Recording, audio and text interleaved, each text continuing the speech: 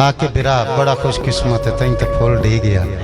गाल इतनी है कि कुंडा हुसड़ के वंज खड़काया हा मसे अपड़े आसेदार ताई। कुंडा हुसड़ के वंज खड़काया हा मसे अपड़े आसेदार ताई। अखी अदब तू कासिम नोट लिया एवें गाल ना अपड़े शार ताई।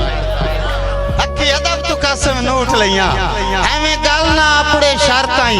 आबिद बिरा उन्ना घर चू निकल के फरमाया मैनू वेख के पैर तू सार ताई ओ कोई बाचू नाके छाड़ा वे इस बशर मुताज नु कर।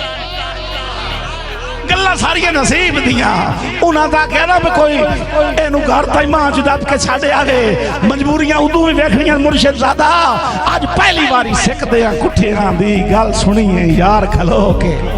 मैंने दर खड़काया ना बशेरा साहब जनाबे राया जब गोल कलेरा साहब खसूसी तवज्जो होनी चाहिए जुमला अबाब मैं भी कुंडा खड़काया है होया कि आज पहली बारी सिखदे आ कुठियां दी गल सुनिए यार खलो के ते चस आईए मौत हयाती दे उक्का अध विचकार खलो के ते मैं की आख्या दुख वंडो गल बाई पा के साडे रावी चना दी रीत है ना दुख वंडो गल बाई पा के भाई शफीक दुख वंडो गल बाई पा के कितनी मिन्नत बीमार खलो के ओए उन्हां आके 100 मजबूरियां दसियां कच्ची काद तू पार खलो के।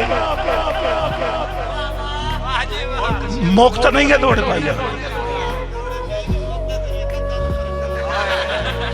मैं कच्ची काद तू पार की गल की है।